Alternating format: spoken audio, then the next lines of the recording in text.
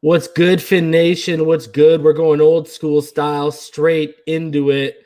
We hope all y'all are having a blessed Monday night, and shout out to my fellow Canucks. Happy Thanksgiving, because I'm stuffed as a pig right now. How you doing? I'm good, homie. What's going on, man? Man, I had Herbert as my fourth ranked quarterback. I thought he would take a little bit of time to develop. I don't know if anyone saw primetime Herbert like we're seeing tonight, brother. He's ridiculous. That kid's talent is That ridiculous. thing is a cannon. Well, we all knew it was a bazooka, and it's It's on ridiculous. display. You know what I mean? Yeah, he looks but I felt really, we had our quarterbacks ranked, we had our favorites, based on our evaluations. But at the end of the day, I just felt all four quarterbacks Yeah, were too agreed. talented to I just just be thought just three to and four were completely going to bust take. out. I thought 3 and 4 were going to take longer to develop than 1 and 2 is basically. Yeah, yeah. I expected what I'm seeing from Burrow. I also expected what we'd see against the Ravens, even though I started them. But I didn't expect we'd be seeing what we're seeing from Herbert this fast. No way. Yeah, I'm not surprised to see either of them have this level of success this soon. I am a little surprised, but I just felt like all four quarterbacks, the top four that were taken in the first round, they were too talented to just Yeah. flame out and bust out. So, Yeah. but yeah, man, it's just building that anticipation for who we both think is the best at all of Well, them. and that's it, Em. You Can't can wait to see attest. him. You can attest to this. I never said Herbert was going to be a bust. I said he had the highest bust potential of the top four because I only thought there were 4 first-round quarterbacks, and I only said that because I saw the most red flags out of all 4 of them. But it looks like Anthony Lynn and their staff have done a phenomenal job, man. They've simplified the playbook, but even like I said, they simplified the playbook to make the reads easy. But bro, even when the pressure comes, and we never denied his athleticism. He's making stuff happen in terms of improvisation, bro. So I got to give him props for that. The spotlight doesn't look too big for Justin Herbert or Joe Burrow for that matter right now. So I got to give both of them props for that. And it just makes me even more excited for Tua because I had him ranked much higher than Herbert, and I had him ranked, slightly higher than Joe Burrow. So that makes me even more excited about how even more refined Tua is going to be by the time he hits the turf, brother. And guys, no Tua mug because we just blew out the San Francisco 49ers while I was drinking this on stream. So we're rocking with this mug until it stops working. Superstitions live on Finside the NFL, brother. Yeah, man. Yeah, it's just building that anticipation to see, see Tua Tagovailoa. So yeah, I must admit, I was telling you, a minute ago, I've been going back and watching. Hang on 1 second, Reason, okay? Yeah, no worries. I'm gonna shout out everyone. I apologize. It's allergy season for me today. What's going on, George Albanese, Jason Greaves, Esteban? What's good, homie? Slim Pickens, KA all day, Marino's GOAT, Jay Bleezy 38, Dolphin 82. What's going on, buddy? Rhino Sith, obviously, God of the Mod Squad. Checking out. What's good? Latrell Davin, what's good? Todd Labruto, what's good, homie? Checking out. I already shouted you out, but you out here dropping comments. Love to see the interaction between all y'all. That's why I opened it up early for you guys.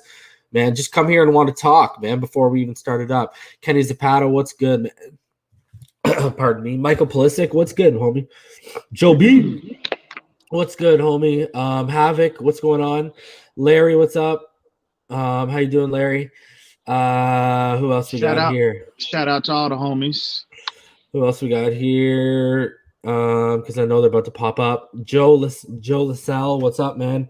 Jazza 803, because Havoc ain't here. Shout out to Australia, but also don't forget about the homies at New Zealand because I had some great New Zealand lamb last week that was absolutely fall off the bone. Shout out to my wife for cooking it up. El Reezy, what's good, homie? Manuel Rivera, what's good? Stetson, what's good, homie?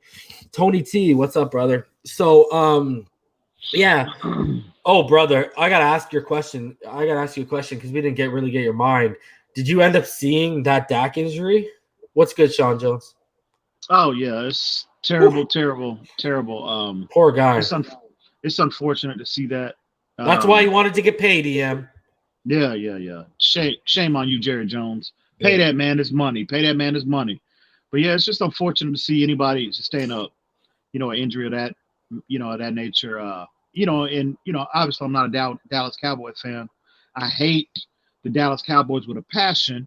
Who But doesn't? I'm a fan of Dak Prescott, the man. He does a lot in within the Dallas, just Dallas Fort Worth community, and he appears to be a stand-up guy, and just a good dude, man. At the end of the day, and it's just unfortunate to see that. So hopefully I know he had that surgery. I saw on the news Yeah. that he had that emergency surgery today or last night or something. So hopefully he can, he'll recover from this injury, and you get healed up pretty quick. So um, yeah, it's just unfortunate to see that any players sustain that kind of nasty injury. So And, hopefully, and bro, hopefully, I want to bring up this comment that Jason Greaves just made, bro, because me and you were talking about this before we went live. Basically, Jason says, mark this down. Herbert ain't going to look this good when facing us. That was literally what we were talking about before we went live.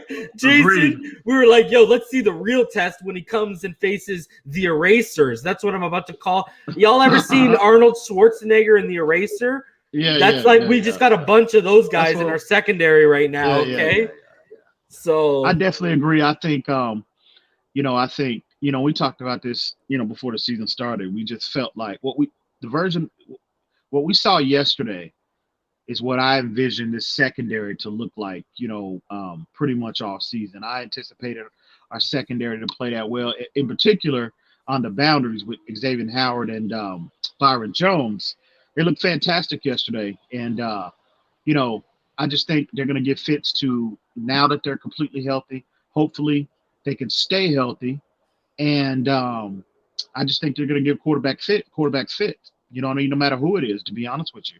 So, yeah, I don't think Herbert, from just the scheme alone, the exotic looks that will give him, from a man standpoint, from a zone, from a combination of both, the pressure packages that we'll be able to throw at him. He hadn't seen looks that, that we can give him. And even though, the Saints, they have a good defense, but in terms of they don't have the secondary that we have, in particular on the boundaries, and they definitely they just have Marshawn Lattimore.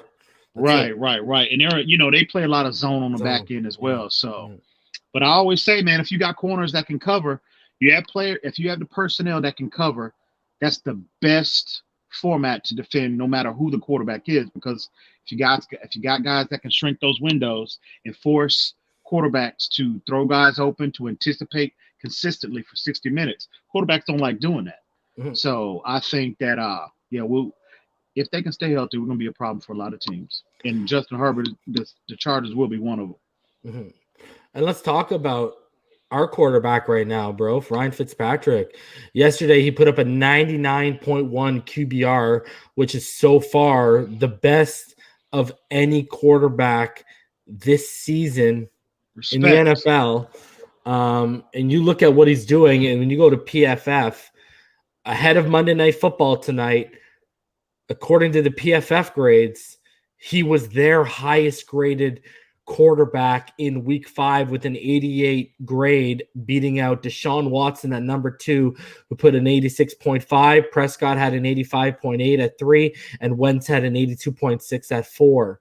So that shows you respect. Even PFF is backing up right now the play just beyond the QBR. I know I went back and watched a little bit of the broadcast last night after we were done here, after the wife went to bed. And, again, the one thing that he had that was the total opposite of last week is his decision-making this week was damn near flawless, whereas last week, that was the thing I was knocking him for at times. This time, I couldn't find any decisions to really knock him for, bro.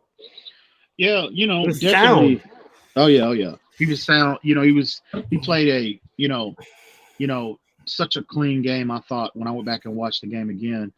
I just thought he was so much cleaner in terms of his mechanics, his vision. He saw the field a lot faster this Sunday, as opposed to last week.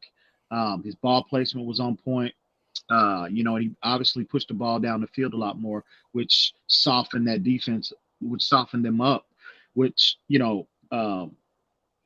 kind of, that bomb to Preston Williams, bro, that kind of, I thought from a coaching standpoint, that kind of put the fear of God in them for the rest of the, for the rest of the game. And the other first yesterday, Preston Williams had his first ever 100-yard game at the NFL level, right? He did. Very good. Good. It's about he's been on the back of a milk carton for the first 4 games of the season. We saw that guy they were talking about in training camp yesterday. Yeah. And I think he looked, as opposed to the first 4 games, I just thought he looked more explosive off the line of scrimmage yesterday. I don't know, is it because of the lack of what they had, talent-wise on the boundaries, because, they're decimated by injuries right now. Mm-hmm. Both of their starters were out, and, they had to bring guys off the practice squad. But I think it was a little bit of combination of both. I think he looked more healthy. He looked more explosive to me. But, yeah, it's good to see him contributing. And, that's that player, that we saw early in the season last year. And he looked very similar to that player on, yesterday. And, but I want to see consistency. Hopefully he can build upon that game and start stacking up these games. He doesn't have to get 100 yards. It's unrealistic to get 100 yards every single week, but just be be an issue for teams, when that they have to scheme against us. They have to, devote resources to scheming against him. And that applies to any of those players. So, with the exception of Devontae Parker and Mike Gesicki. So, but yeah, it was very encouraging to see him. And guys, I want everyone right now, if you got a Twitter account, I want you to go on Twitter and I want you to vote for Ryan Fitzpatrick, who's currently winning right now. I want y'all to vote for him to be your FedEx Air Player of the Week. He's up right now against Derek Carr and Deshaun Watson. I mean, we were saying, this is, the exact quote I believe from myself was, I agree with the coaching staff if they want to go with Ryan Fitzpatrick because this is the perfect game to bounce back against. And here we are. He's bounced back. He's quieted everyone down. That little dark side of social media that was banging the table just because they want to play with they want to see the Dolphins play with their new number 5 overall pick toy. Ryan Fitzpatrick came out and he balled out, man. So y'all need to go hit Twitter and make sure that he goes and he wins this award, because on the flip side, how many times when was the last time we've had a quarterback nominated for this? So let's go win that, or let alone win it. Let's go win that award, and bring that home for Ryan Fitzpatrick. Because man, I don't know if you saw what Mike Gesicki said today, but this is a leader amongst men. You know what I mean? So, and please put some respect on that man's name. Please. The amount of pushback we got even when we stood up for him for his one bad game, and everyone kept hating on us, and then this man comes out and has the kind of game he does and just validates what me and EM have been saying all along. We ain't gonna brag, we're just gonna smile about it. Mm-hmm. You know what I mean? You heard Flores after the game, in his Zoom session. He basically said that believe in what have I been saying all along, even when people were, they wanted to pull the plug on Ryan Fitzpatrick. I said, I'm telling you, this dude is not playing as bad as y'all think he is. Yes, yeah. And Flores said that. He said he's been consistent. Mm-hmm. Everybody wants to look at he had 2 interceptions here. He had a 3 interception game. A lot of those things that go into a football game, is not, when the quarterback turns the football over, it's not necessarily his fault. You have to, again, the coaches know 100% of the time everybody's responsibility on every play. Bro, and I want to show people what Gesicki said about him today, bro. Gesicki said, the greatest teammate I've played with. The thing that makes him special is he makes the guys around him better players. If I could play with him for the next 15 years, I would. He's the man. That's what Mike Gesicki said about him, bro. We're lucky to have Ryan Fitzpatrick. I know. And what did you tell people even a week ago when everyone was calling for him? What were we telling people, bro? We were telling people, we think y'all are underestimating how much the coaching staff and the players would run through a brick wall for this guy. And I saw Omar Kelly's tweet as well about, the locker room, I know a lot of people feel that this is Tua's team. This is not Tua's team yet.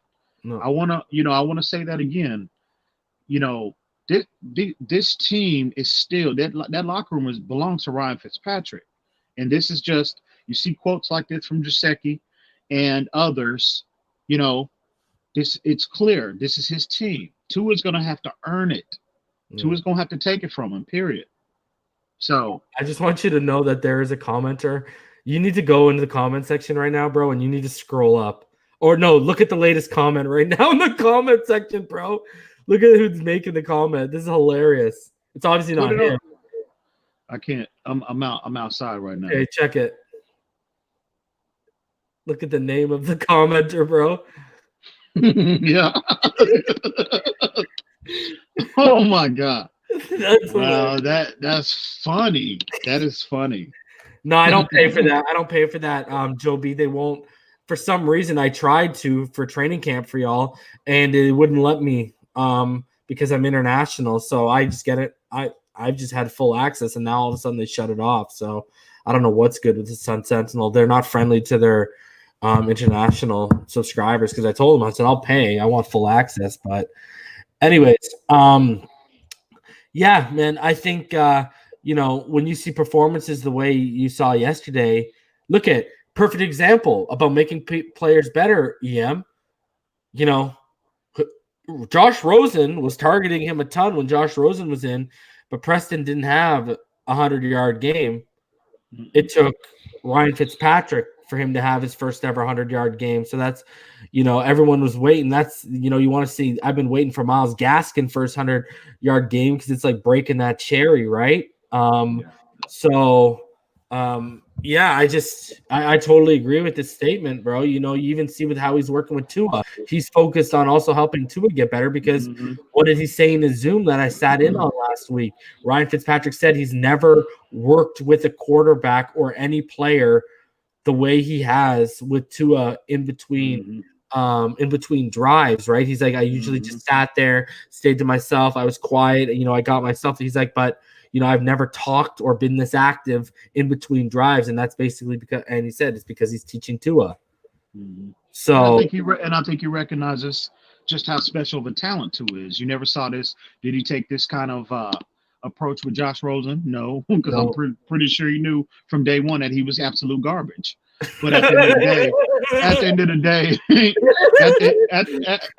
the day, I think all of them recognize just how special of a talent and how gifted Tua is. He just needs to acclimate, period. I'm telling y'all, I may call me reading too deep into it, bro, but in the preseason when Jesse Davis was talking about Tua Tagovailoa, and he said, it's nice that a rookie comes in here and he doesn't automatically think he's entitled to the starting position and that it's his job, and he treats the veteran with respect. I was like, yo, who the hell else is he talking about right now? What other young quarterback has Jesse Davis seen come in to the NFL or to his team? It's Josh Rosen. And you can tell right now, like we were talking about this in the offseason, with Tua showing up with the Fitzpatrick jersey and stuff. Like he never had this kind of kinship with any quarterback, let alone Josh Rosen. Like Tua knew Fitz's family. Like was zooming with them and stuff like that. Like it's a different level, man. I'm just sitting here like, and this is a part of the thing we talked about when, we talked about the intangibles of the kid all the way going back to when me and you hit YouTube back in October-ish of last year. Shout out to us for being on YouTube for like over a year, but just on a different platform. But we're talking about what we're talking about. One of the things we talked about, he's a student of the game. And what was the other thing, EM? We always talked about his ability to galvanize the players around him. Yeah. Right? Very similar. Veterans, right? Very similar qualities when you're talking about Tua and Fitzpatrick. And players just want to gravitate and be around individuals like that. And like we talked about this before, when you in business, in life in general, you just want to be around like-minded individuals. You know what I mean? It just makes everything that much better, that much smoother, your interaction. And you hear again, these players, they're not, Brian Flores is not making these players come out and make these statements about Tua Tagovailoa. They're volunteering that information. So again, to all these people that, you know, are calling him a bust, and you're trying to drive this narrative that the fact of, that we haven't seen him to this point, that he's a bust, et cetera, et cetera. Y'all need to stop this foolishness. Just wait, let it play out, and Tua will be fine. He will be fine. This is the ideal approach. Ideal. I can't emphasize that enough for any player at that position to come into. I'll let you read off our $2 donation from Josh Valencia, EM, because this is something you talked about multiple times that you thought the coaching staff saw as well. Yeah, we saw, we kept hearing that throughout, it started early in the offseason last year when Rosen got here. And it just, those stories, they didn't make front page news. I had to dig for a lot of that information, but there were multiple reports from multiple sources that Rosen football was, the consistency between all of those reports was that football was just never serious enough for him. And you saw it. You saw his play. I mean, it's not really. And I think he started to take it. I think he started to take it a little bit more serious this year, but the damage was done, and it was too little, too late. Yeah. They had drafted a guy, a rookie, who came in full in 110% on board. Exactly. So, again, like I said, his play, and you heard the consistency about football. It's just, and that might be true. You heard that in Arizona. You heard that at UCLA. All of these stories followed him to the NFL. So nobody should be surprised. We were telling y'all last year. We got a lot of pushback for it, and people laughed at us, and people told us we were crazy. But then, the report. You remember that clip I sent y'all when Stephen Ross himself. That's what. Don't do him, bro. Yeah, you're right though. Because I've never seen an owner. I've never seen an owner. You have never seen that. Buddy, never seen that. He didn't put Rosen on blast. He put an indictment out on Rosen. Bro, it was a wrap. It was a wrap. It was over, man. It was a wrap. It's just, again, people should not be surprised. And for what people are wondering what we're talking about, basically Stephen Ross was asked, he was basically said, paraphrasing to Stephen Ross, was basically said, are there Jewish quarterbacks in the NFL? And Stephen Ross basically said, yeah, we have one. I just wish he was. And this is actually what Stephen Ross, I'm not paraphrasing what Stephen Ross, direct quote. I'm paraphrasing what the person said to him. But then Stephen Ross responded with, yeah, we actually have a Jewish quarterback. I just wish he was better. And he said this live in an interview, puts the kid on blast, like it's a rap. Blasted him. Because y'all know Stephen Ross, he's an owner, but he's asking, especially that quarterback position, because that financially for an owner, when you get the quarterback position right, that's where you're making a lot of money off jersey sales, endorsements, et cetera, et cetera. So that's why it's such a high level of interest, that position for Stephen Ross. So y'all know he's getting daily reports on how that is going. So, and I'm telling you, I'll tell all of y'all this, with the reports that Tua Tagovailoa only knows 40% of the playbook right now, as of last week. That was the report. They learned from the Josh Rosen experience. They knew Josh wasn't ready. They knew he wasn't where he needed to be a starting quarterback at the NFL, but they threw him out there anyways, and they just made the situation worse. And in the end, he just regressed, and now he's on a practice squad. They're not going to force a kid out there who only knows 40%. And even Brian Flores talked about it today, right? Brian Flores was actually asked today about Tua coming in. Did you see that? I didn't see that. Okay, so he was actually asked about why Tua wasn't coming in here. I'll bring up the direct quote, so I'm not misquoting anyone here. But basically, he gave his reason was, I'll tell you right now. So he talked about Noah. He talked about Austin Jackson. Asked why he didn't insert Tagovailoa late in the game with the score lopsided, Flores kidded that it would have made some people happy, but suggested it would have been pointless because he merely would have handed off. Flores has cited quarterback injuries around the league.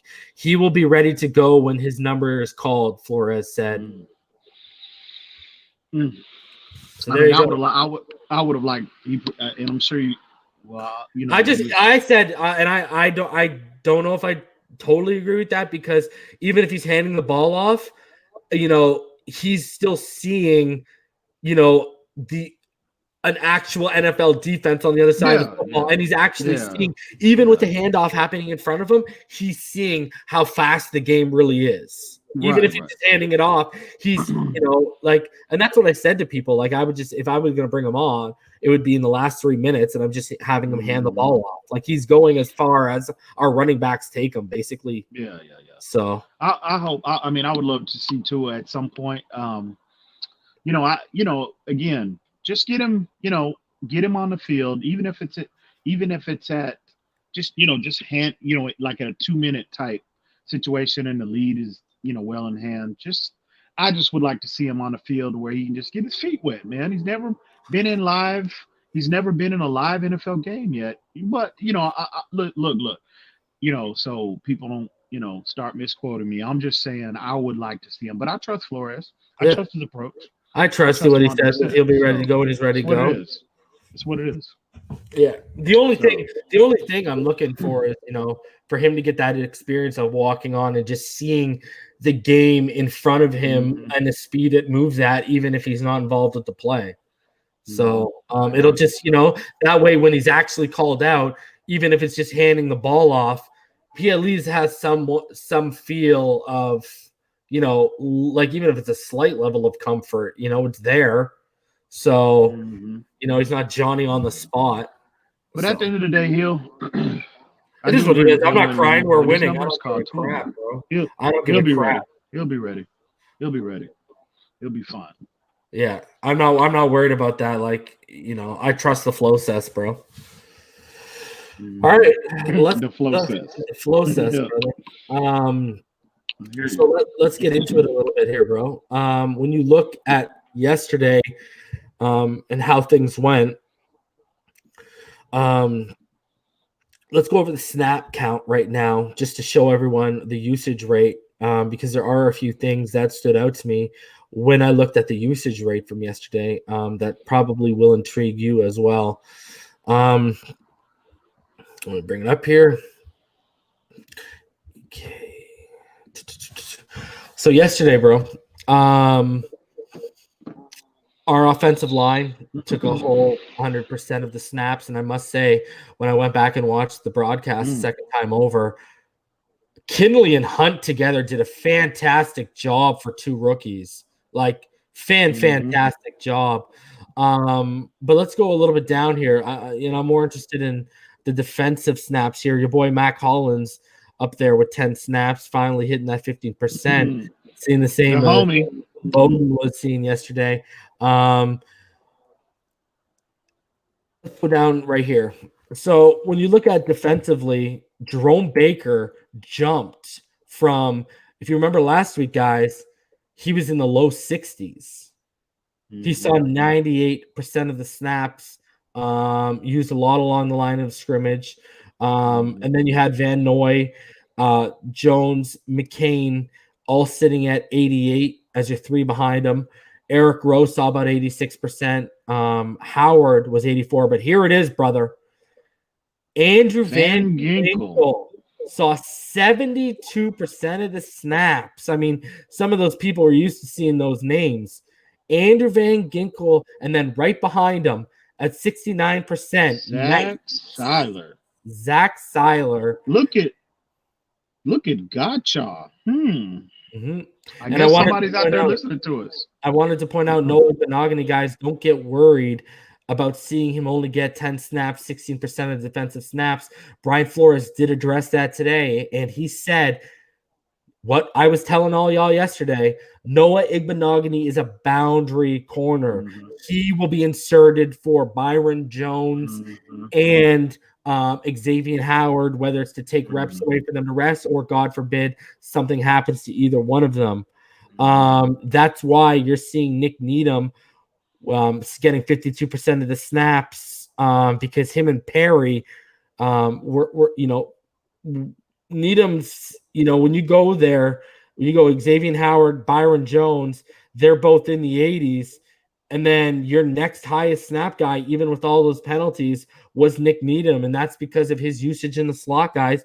That is your primary slot guy this year because of what they saw last year. They want to get him on the field. Now, that's why you're seeing a little bit more of laundry being thrown against Needham, guys. It's because when you're dealing with the slot, it's not the same as the boundary, EM. Yeah, and Needham, because it's a new role for him in his defense because he was deployed primarily on the boundary last year because of the injury to Xavier Howard. So, over the course of last year, he saw time in the slot, but not as much. He's been deployed there primarily this year, and I just think like you're seeing a lot of, like you said, laundry. He's getting dinged a little bit by the refs. I just think it's just going to take him some time to get accustomed to that because it's a different position. You know what I mean? And I do think his skill set is better suited when you're comparing him and Noah Igbenogany to the slot position because I think in terms of lateral movement, I think he's a more fluid player. And he's a more fluid player and shiftier guys in the slot, right? Right, so, exactly. It's different than manning up a big body, right? Like it's totally different.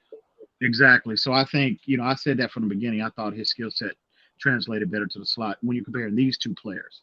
So with that being said, and again, no preseason reps, right, EM? Exactly. Like learning in game, right? Exactly. So it's just going to take him a little time to to figure things out and get accustomed to playing in the slot because at the end of the day, a lot of cornerbacks. I heard that come out of Deion Sanders' mouth.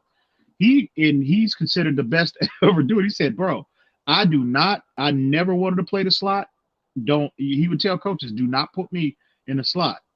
Do not," because he just didn't like doing it. It's a totally different position that players have to get acclimated to. It's totally different than playing on the boundary. So, but yeah, but Needham, he's just going to have to, I think he'll figure things out, and I think he'll be fine eventually as the season goes on. And this is what I wanted to say to you, bro. When you look at him right now, when you look at Nick Needham, last year, Nick Needham, man, my friend, he only had 157 snaps in the slot. Okay. He had 102 snaps in the slot going in to week 5. Exactly. All right. Like, let's put that in perspective for a second here. You know what I mean? Like, this is things people got to not forget when we're talking about that. You got a guy who's basically learning as he goes right now. So, yeah, I agree. But yeah, it's frustrating those penalties. He's definitely going to have to clean that up. But we were just blessed to be in a situation where his penalties were, in terms of the impact on the game were like minimal. So, but he's definitely going to have to, need to clean that up. And I think he will. I think he will. And yeah, we just have to see. But Jerome Baker back up there. He did have. We'll get into it. He was one of our highest graded players by PFF this week. And when I did watch the film, he actually did have one. He had clearly his best game of the season this year, specifically on that drive where he had the sack, and then he followed it up with a big tackle right after that in the next play. Yeah. He was, and they were using him more on the line of scrimmage than they were actually dropping him back into coverage yesterday. Well, right? I will say again, he was poor at times in the run game yesterday, but his coverage was decent yesterday. Right. He was a sure tackler yesterday. His blitzing when they used him in the pass rush, he was good. They just deployed him more properly. They didn't really put Mike responsibilities on him yesterday, right? So, well, if you look at it, it's two things. Let me rephrase that. It was two things. Obviously the loss of Shaq Lawson was hurt. He didn't play yesterday. Yeah. So it was Van Noy back to the edge a little bit more. Exactly. So in how the game went, I thought early on, us going up, 2 scores, when you're up 2 touchdowns and you're playing with a consistent lead like that, that's a game tailor-made for a player like Jerome Baker with his skill set. You know what I mean? Because again, I tell people all the time, when you have a lead, when teams have a lead, the opposing team doesn't run the ball to get caught up; they throw it. So Jerome Baker if there is a strong suit to his game, it would be his athleticism and his ability to blitz. And he didn't have a lot of responsibility. I thought he held up well in coverage yesterday, because if you look at that, I think Ball Game touched on this yesterday, the Bobby McCain interception when Jerome Baker was targeted on that throw, and he was running stride for stride with Mostert down the field. And I mean, it was a bad throw though, too. Let's be honest. Yeah, but there was right to Bobby McCain, like right, sitting there, like, all right, cover 4. But the coverage was flawless. I mean, there was absolutely no window. There was nowhere to foot that ball. And I've never knocked him for his athleticism, especially, I praise him for his pursuit speed, his closing speed. Baker's closing speed is out of this world, man. But yeah, I'm not gonna knock for you. He held up well with Mostert, and we all know what type of athlete Mostert is. And there was nowhere. He just closed that window for the for that window for Garoppolo to try to fit that window in. He absolutely closed it. So, but again, the game was tailor-made for a player like him, playing with that lead. You know what I mean? Have him, he held up in coverage. They blitzed him a lot yesterday.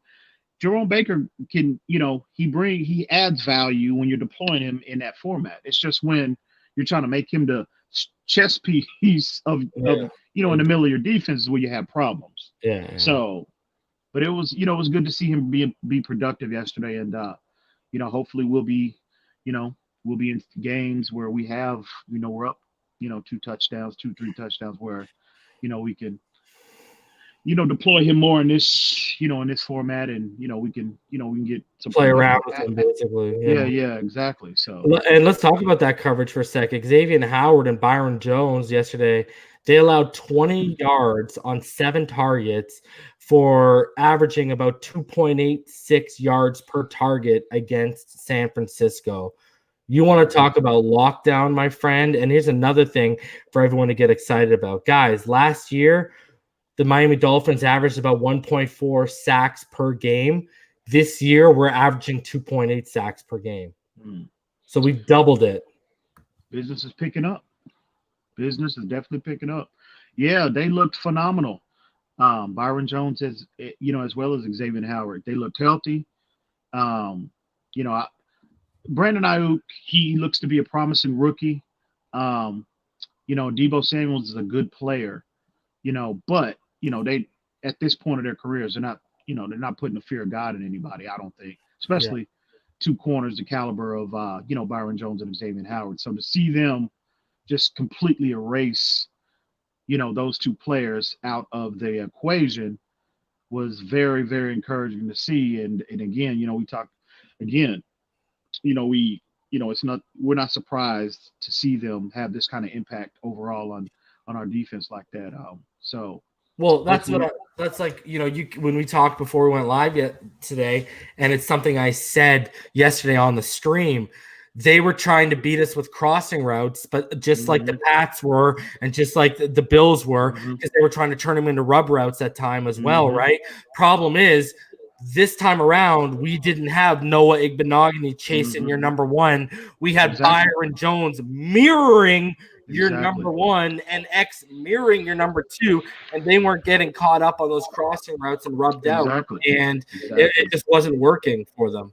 Exactly. And yeah, man, you just, the defense looks, when Byron Jones is in the lineup, the defense just looks better. It just does. Yeah. How many times did you see Jimmy G drop back and you can see how many reads he's going through and he doesn't know where to go with the ball? Yeah.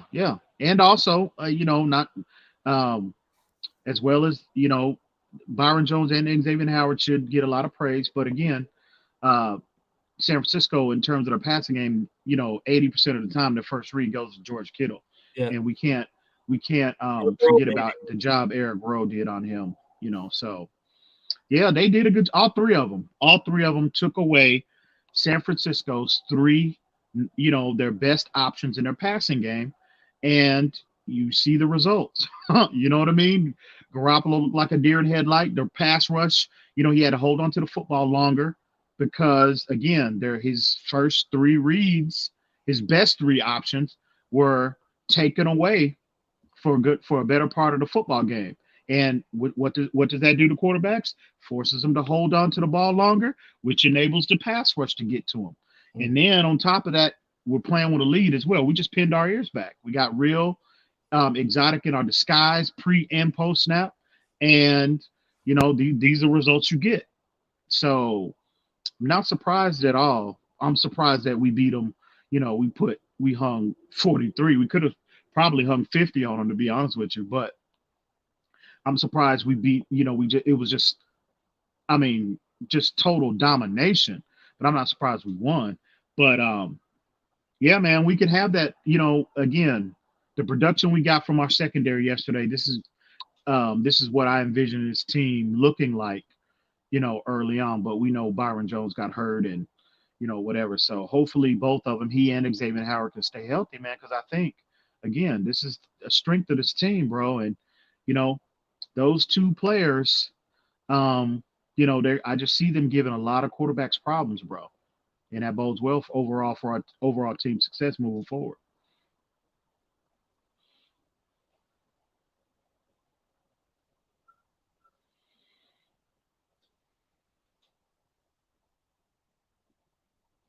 Hang on 1 second, Reason. Hang on, bro. Can you hear me? Hang on 1 second. I can hear you. Yeah. Oh, okay. Go ahead. All right. So our matchup to watch was Eric Rowe, George Kittle. Eric Rowe was all over the field, laying the lumber, shutting things down, breaking up passes. George Kittle only finished with 4 receptions for 44 yards. Safe to say that not only was that the matchup to watch, but we won that matchup, did we not, EM? Absolutely. And this is off of Kittle coming off a 15-catch game last week. Mm-hmm. He had 15 catches last week. Was that against the Eagles, Philadelphia, I believe. So, yeah, he did a phenomenal job. Eric Rowe, man, again, he's another player that I feel that a lot of our fan base, he gets overlooked. He's underappreciated. He gets overlooked for whatever reason, but yeah, we need to a lot of people need to take note, just how good of a job this kid has been doing since they made the conversion to safety. Because basically, just to give some more. So yesterday, guys, Eric Rowe was targeted 6 times. He allowed 2 receptions for 31 yards. They did a credit. He had 3 pass breakups and 1 touchdown was accredited against him.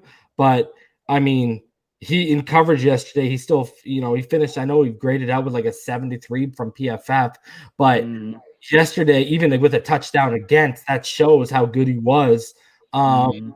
Because you know how they like to low grade guys when they allow touchdowns, but you look at him, he had no problem with George Kittle yesterday. I think there was a lot of, those pass breakups, those 3 pass breakups he had, I know of off the top of my head, 2 of them were on George Kittle. So, George Kittle was shut down, was erased, and, I think we won that matchup, and I think that helped us overall win the game, brother. Absolutely. And, we knew going in, George Kittle's a huge part of what the San Francisco 49ers like to do in the run game as well as obviously in the passing game. And, he did a phenomenal job, man. Phenomenal job. So I agree with you, bro. You made that statement that he might have been our most consistent player on our team. Man. Especially on our defense. I would have to agree with you, homie. And we look at our offensive keys that we laid out here for everyone. Let's go through what we thought was checked off and what wasn't. We'll start offensively, brother. We said they're going to have to run the ball effectively, and they're going to have to run it effectively in both halves, not just in one half. They ran the ball for a total of 33 times yesterday. they ran it for they only averaged about 2.8 yards per carry. Gaskin ran it for 16 times, 57 yards. He averaged about 3.6. Matt Breida 9 carries for 28 yards, averaged about 3.1. Ryan Fitzpatrick ran it 3 times for 16 yards. They kept running it in the second half, even if they weren't getting big chunk yards. Can we say they checked that off? Oh, absolutely.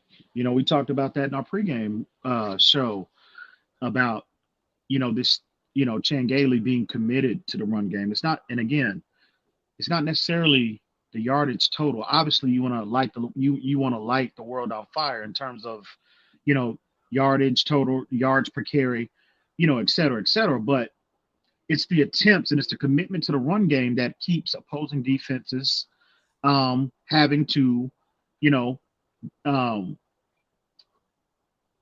keeps them honest. It keeps them honest. It keeps them honest, bro. They can't, they can't be one dimensional in their defensive approach. So good to see that. We said 30, in my opinion, 30 carries collectively is the number. We shouldn't, from here on out, we should not run the football less than 30 times, period. And you saw, even though we didn't have a lot of success, yardage total, yards per carry, but look at the effect that it had in terms of play action. Fitz was having tremendous success playing off of that play action. And again, you have to be committed to the run game. You have to force defenses to respect it. And just the commitment alone, and 3.5 yards a carry, that's enough to keep defenses honest. 3.8. But Gaskin was averaging like 3.6. Well, yeah, that's what I mean. Right. Who brought it down? It was like Bowden brought it down. It was that Jakeem Grant sweep too. He lost 15 yards on that play. Yeah, he brought it down too. Yeah, exactly. So, but I mean, I'm talking about from the perspective of Breida and Miles Gaskin. 6 from Gaskin and 3.1 from Breida. Yeah, that's enough. That's consistently putting you in third and short, CM. If you exactly. So. Let's keep it rolling here, EM. So control the clock with time of possession is another key we identified. We won the possession battle 36 minutes, 53 seconds to 23 minutes and 7 seconds. So, and you were right. What you said earlier, we could have hung 50. We could have controlled the ball even longer in the fourth, but we were just running it. Yeah, man. I thought a lot. Not only the commitment to the run game, but I thought the short passing game as well, like screens. Yeah. I thought, Fitz was more methodical, taking a check down in his approach yesterday. And again, the short passing game ultimately is an extension of your running game as well. So again, keep the chains moving, keeping the opposing offenses off the field. And another thing I identified was no turnovers, and that fumble came from special teams from Jakeem Grant. It didn't come from the offense. As you know, Fitzpatrick had a pretty flawless game. So if you look at our offensive keys, EM, they checked all 3 of them, and we put up 43 points, my friend. Oh yeah, definitely, bro. And could easily, again, we could have put a 50 burger up on them, but just an overall efficient, clean game, which is what we want to see. We want to see more we want to see us be more consistent, in these categories. So hopefully, we can see more of that moving forward, bro.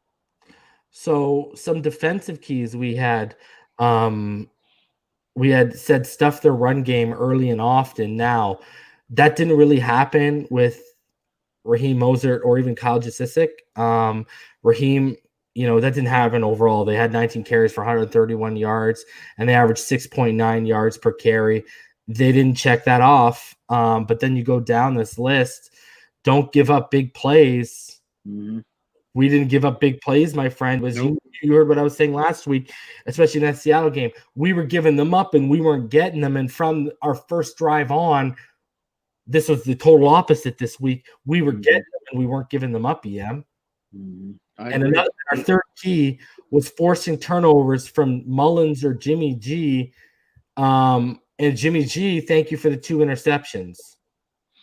Yeah, definitely. I thought they were able to. Again, we talked about earlier about the impact our secondary had on their receivers, Byron Jones, Eric Rowe, Xavier Howard. I thought in addition to the play of the secondary, again, our pass rush, I think, our D line is not getting enough love because they absolutely dominated San Francisco up front, which is, in my opinion, moving forward, one of the most encouraging signs because San Francisco, they have one of the better.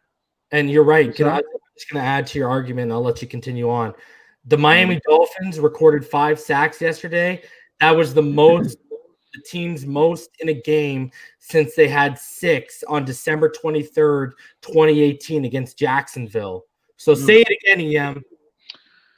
Absolutely dominated them up front. And San Francisco, they have one of the better offensive lines in the National Football League. And, I mean, they just flat out got after them. I mean, in Trent Brown, Emmanuel Ogbah. Trent Williams was getting dominated on some of his Ogbah was just definitely, and arguably a Hall of Fame player. Yeah. And Emmanuel Ogbah, Zach Zeiler got him a couple times. Ogbah, it was like they were taking turns, having their way with Trent Williams. Andrew Van Ginkel again. Andrew Van Ginkel, and he pretty much started. He was a starter for us this week. And to see him hold up and set that edge like he did is very encouraging as well moving forward. So we anticipated that for Kyle Van Noy to be stout in terms of him setting the edge. But Andrew Van Ginkel was a question mark in that regard. But to see him hold up and to play as well as he did, man. Mm-hmm. Yeah, we could have. I mean, you see the improvement, you see the growth, you see the development on a week-to-week basis, and again, very encouraging moving forward. So at the end of the day, this D-line is not getting enough love. I know Fitzpatrick, they've been showing him all over NFL Network and ESPN all day, I'm sure, and our secondary, and they should get a lot of credit. But please do not forget about the impact that this D-line had on Sunday because they looked phenomenal. It's some things to clean up in the run game because still it's making me a little queasy. Devon Godchaux of the world spending way too much time on the ground, way too much. And but hopefully that gets better. Mm-hmm. Hopefully that gets better as we move on. But very good game by our D-line, bro, up front. And guys, some other things to take away. So I know that was the most points that has ever been scored at Levi's Stadium by a team. But Miami's 43 points are the team's most in a road game since September 21st, 1986, when the Dolphins lost in overtime 51-45 to the New York Jets. And that was the most allowed in a home game by the 49ers since they gave up 45 to Atlanta on October 11th, 2009. And then that was Miami's 26-point win is the team's largest in a road game since the 28-point win at Tennessee on October 18th, 2015. And another person people got to start really putting more respect on his name league-wide, because I know the fan base is starting to, is Jason Sanders, because he has now made 16 consecutive field goals, which is tied for third most in team history. And here's another thing. Jason Sanders is the first player in Miami Dolphins history to total 34 points in a 2-game span. Wow. He's been impressive. Automatic, my friend. He's been impressive. That is very, very impressive. Bowler. Him and Matt Hawk are Pro Bowlers if no one else is this year. So Definitely. All right, let's keep it going. Let's go into the grades from yesterday. Let's go over the offensive grades first, and then we'll go into the defensive grades. So there's some pretty interesting things. We'll start off with the defensive grades. And here you go. Xavier Howard was your highest graded defender this week with an 84.7. Jerome, and guys, the asterisk means they started. So because of the injury to Shaq Lawson and Kyle Van Noy moving off the edge, Jerome Baker did start this week after not starting last week, and he had an 80.5 overall defensive grade. Andrew Van Ginkel was in the top 3 graded defenders with a 79.5 0.5 defensive grade. And Eric Rowe, because I'm not giving Sam Iglovine that credit because he only had 8 snaps. Eric Rowe on 55 snaps was basically your 4th highest graded defender. Bobby McCain was right there at a 68.7. Eric Rowe finished with a 70.7. Camus Gruger-Hill, 66.5. Brandon Jones on 9 snaps, so I ain't giving him the love like Iglovine, but he was high. Raekwon Davis only saw 11 snaps. Zach Seiler somehow managed with a 58.5. I don't know if I agree with that. Emmanuel Ogba, 57.9. I don't know if I agree with that.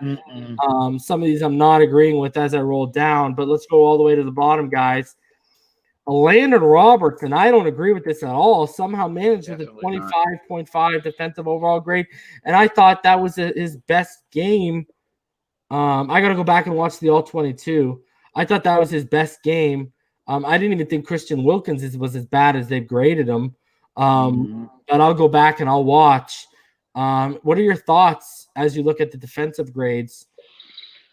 Well, I agree with you. I thought, Landon Roberts, I thought that was his best game as well. When you're talking about overall impact, I thought he was aggressive. He played downhill. He, he was more reactionary. There was very little, it wasn't as much. He didn't look as lost as he did in the first 2 games. Right. There wasn't much hesitation in his game like you saw early on in the season, the previous 3-4 games. And, I thought he was aggressive. I didn't see him in coverage much because they didn't ask him to cover much. I thought, but yeah, man, I say that, and then you look how well the 49ers were able to run the ball when they opted to run it. Yeah. So that could have contributed. I got to watch him. It came out a couple hours ago, and it was Thanksgiving, so I haven't had a chance to dive in. I'll see. That could have contributed to he and Christian Wilkins' low grades, but even with that being said, I don't think they played that bad of a game, bro. That's historically poor, like a 25. Yeah, I know, right? These guys are harsh. Once again, guys, like every week, this is why we only use PFF when it backs up what our eyeballs are telling us and what the analytics are telling you as well. Like we said, time and time again, with the offensive line, with the defensive line, especially with the offensive line, we want to see what their criteria is. But yeah, I'm not totally agreeing with any of that. So with some of that, I agree with, but I will give Jerome Baker his credit. I don't disagree with his grade because from what I saw, he looked very good yesterday. But his best season down, and arguably I saw his best game in probably 2 years. I would agree. So let's go to the offensively here. So offensively, Ryan Fitzpatrick was your highest graded Dolphin altogether with an 88. Preston Williams with an 80.2, Gesicki with a 77.1, Shaheen with a 71.4, Breda with a 70.4, Lynn Bowden with a 69.4. Robert Hunt was your highest graded offensive lineman with a 67.5. Myles Gaskin, 65.4. Devontae with a 65.4. Let's go all the way down here. So Adam Pankey had 18 snaps, and he managed a 42. Ted Karras, and I did see time. Remember I talked about how I saw pressure coming up the middle multiple times yesterday. Ted Karras ended up being one of our worst graded offensive linemen. So to an extent, I saw what they saw, as did Jesse Davis and Solomon Kinley.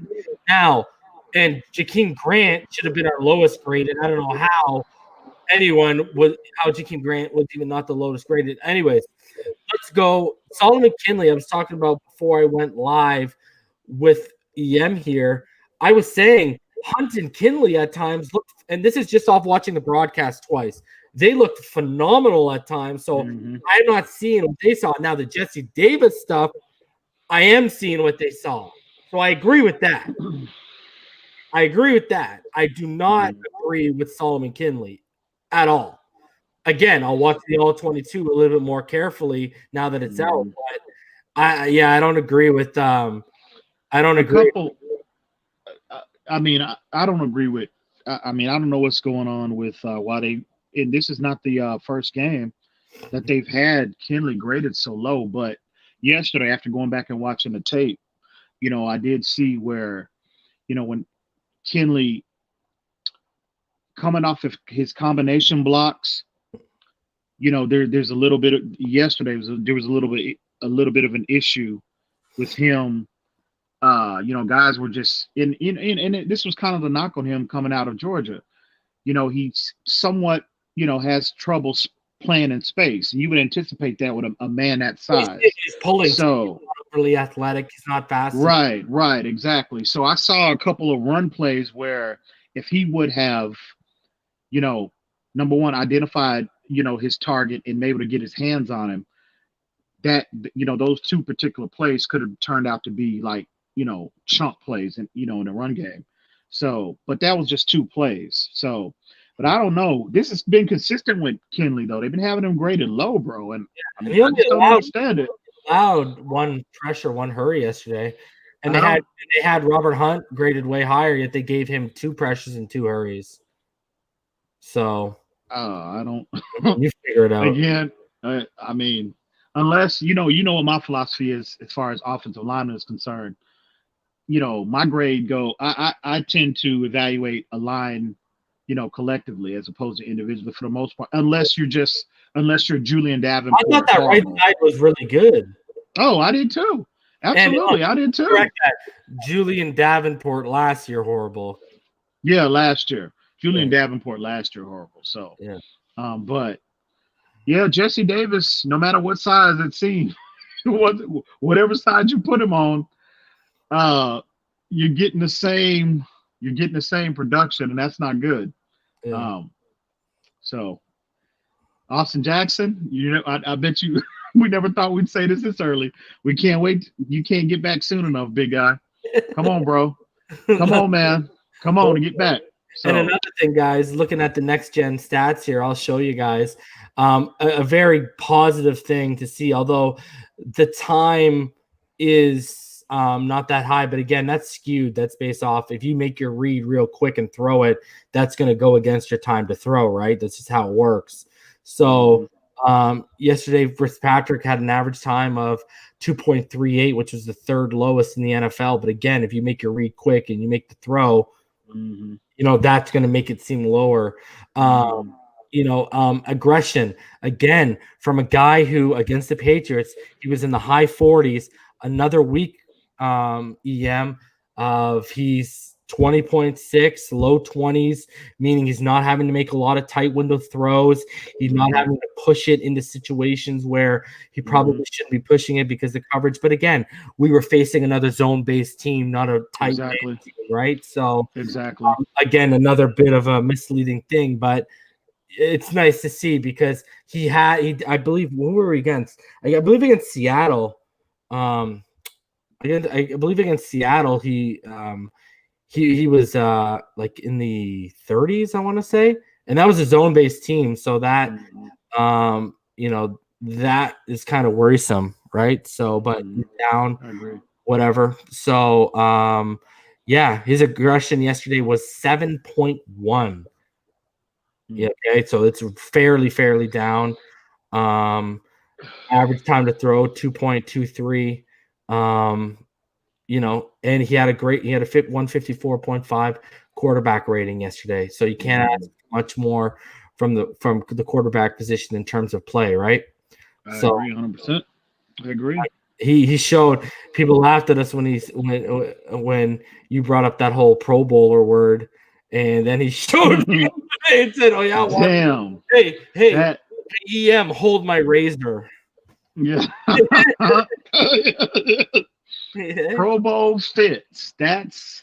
I would say that's a Pro Bowl worthy. That's a Pro Bowl caliber performance. But at the end of the day, man, I just think Fitz, whether he makes a Pro Bowl or not, that's not my concern. My concern is us winning. And so I think, the production that we're getting from Fitz, I'm just telling you, I'm gonna say it again, bro.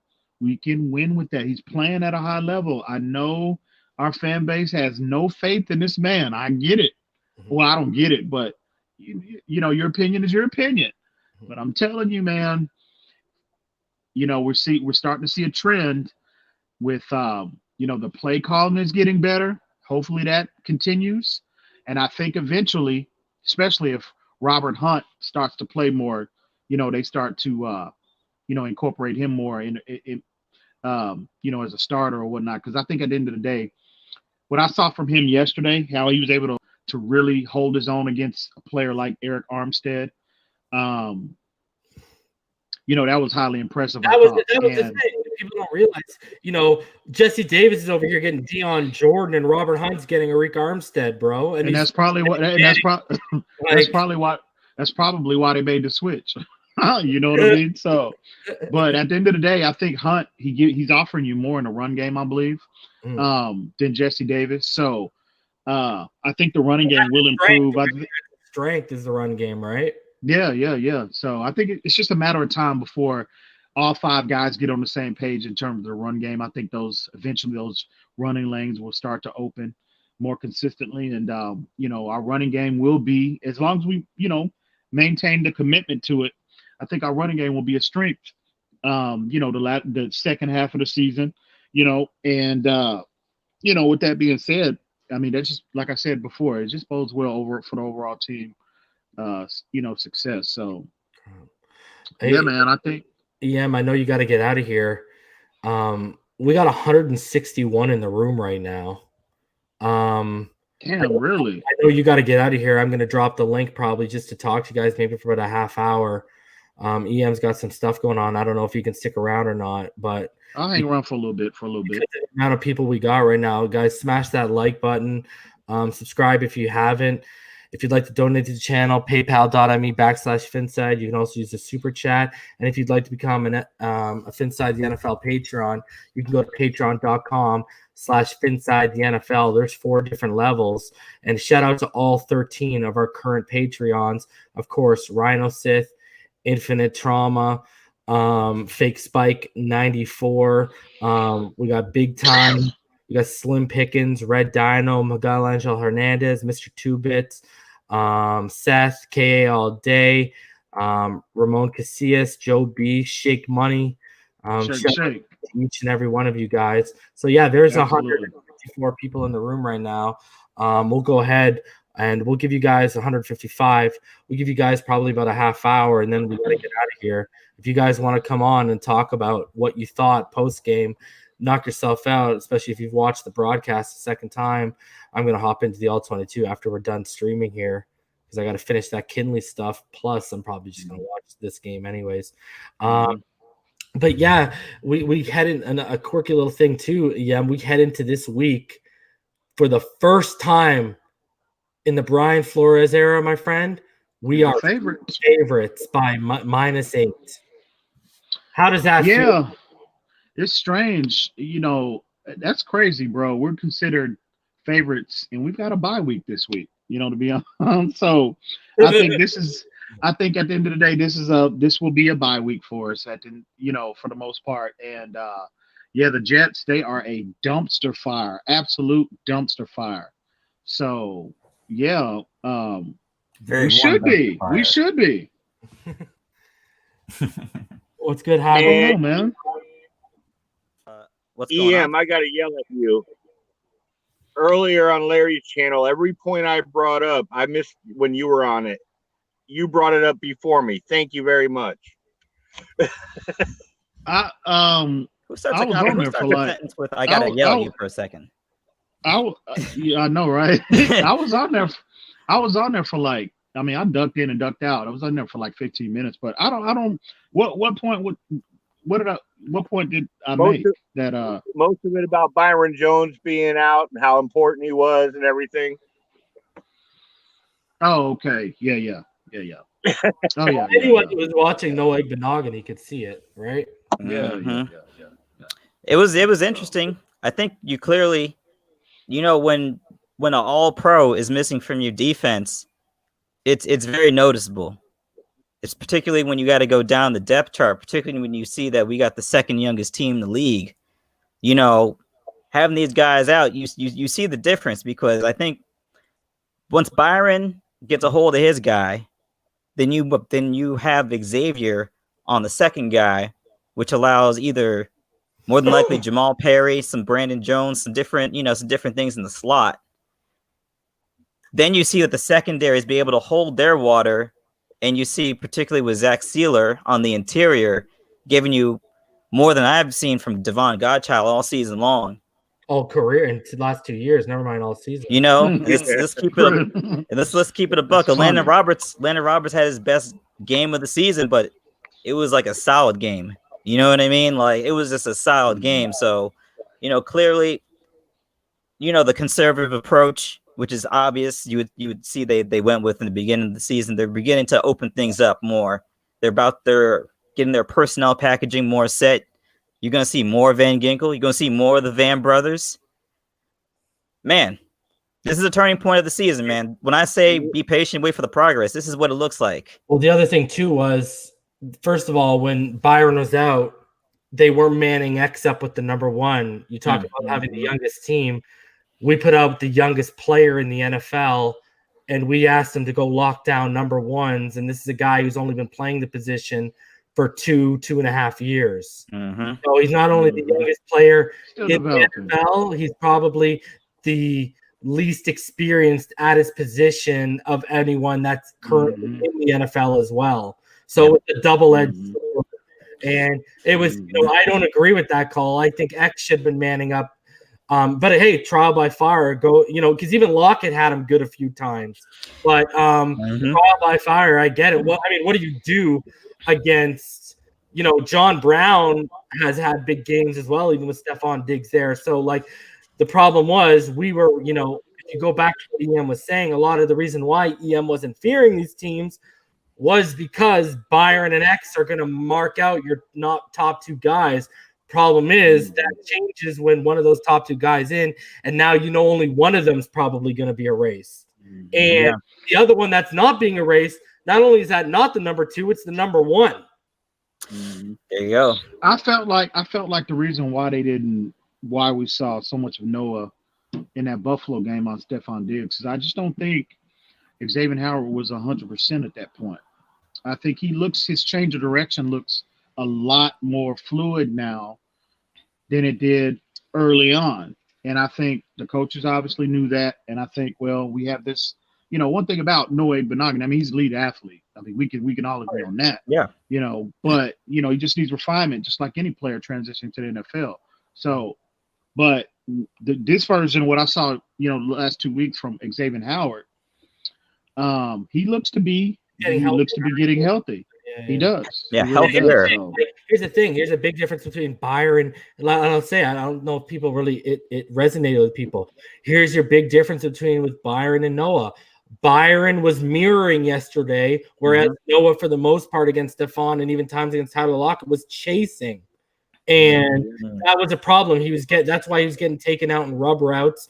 That's why, when the crossing route happened over the middle, when all that traffic came through, his man was loose because he was behind. So, but he'll get there. He'll get there. People were, after the Seattle game, people were willing to call him a bust. But if y'all went back and watched that all 22, those were literally a few brain farts. Other than that, he had a pretty good game. Yeah. And for people so quick to call him a bust, have you seen Jeff Okudah yet? Has anybody seen him? And he's number 5 overall. He was picked. He was what? Yeah, you picked number 5 over. No, I'm sorry, number 4 overall. Yeah, number 4. Number 4 overall. Number 3. So Andrew Thomas. Number 3. Yeah, look at Andrew Thomas. Yeah, okay. Yeah, that's right. He's gonna pick number 3 overall. Considered a quote unquote generational cornerback. I wouldn't hire Jeff Okudah. We all know that reason. But that's but. Yeah, but no one will rely on what CJ Henderson is producing right now either. Yeah. But just pump the brakes and let it all play out. He'll be fine. Yeah, I agree. The other thing I loved about the game, and about you, I gave Fitzpatrick, I was toasting him last week for locking in on a receiver. He did not lock in on anybody he did lock in on one corner. Allen got toasted all day. I will say this. He was locking on the first half. There was a couple times where he locked in on his receivers, but it's because they were against Brian Hill. So that's why he was locking in on them. Yeah. I mean, when it's open season, it's open season. When the buffet is open, the buffet is open. You know what I'm saying? Yeah. You gotta get them sausages before they go. They had that grill out. They had that rotisserie grill out Sunday. But they were slow roasting him all day, bro. That Preston Williams touchdown along the left sideline. He locked in on Brian Hill. Like as soon as he snapped it, he was just watching Preston the whole way. No, that Preston Williams catch in the middle of the field between two defenders was beautiful. That throw by him. Yeah, I mean it was rotisserie chicken all day long. Like when you walk into your local supermarket, they got the whole case rotisserie. No, I mean it was rotisserie chicken all day long, man. Sam's, you go to Sam's and they got that giant rotisserie grill in the back. You know what I mean? But I will say this much, because with that being said, and before the season, I brought this up when we were looking at the wide receiver position on this team, and I said, what is Jakeem Grant's role on this team? Because his hands have been questionable since day one. His athletic profile scream kick returner or punt returner. He can't catch the ball. But he can't catch the ball. So at a certain point, you can only run so many, end arounds and sweeps for him. You got to figure out at a certain point. Yeah. Where's the great one now? Me and him have been battling about this when I said Grant hasn't done anything to prove he deserves a spot. Me and the great one have been battling. He didn't show up now. It's like I've said before, man. You can't fall in love with these workout tape all-stars, these workout tape all-pros. I want to know what happened in the second. I want to know what happened in the second half. Did Herbert go on a milk carton? Because the Saints they haven't scored a point. All 3 touchdowns. Now he went from 3 touchdowns, and he's 14 of 25. Like now they've changed their coverage. They've been running a lot of man and closing down the windows. They just allowed a wide open touchdown. They literally just allowed a wide open touchdown. As I said that. Hey, Reason, I got to ask you this: you watched Bowden in college, his tapes, right? Yeah, I almost put him on. He either made 10 or I was debating between him, Anthony McFarland, and someone else for 9 and 10. Did he return punts? Because I would rather see him back there. I'd rather see Malcolm Perry back there. Bowden a lot last year played quarterback. Yeah, but I thought during some of it showed some kick and punt returns that he had. No, yeah, he returned kicks and punts, but for the majority of the season last year, he played quarterback. Yeah. I would rather see him back there returning punts than Grant.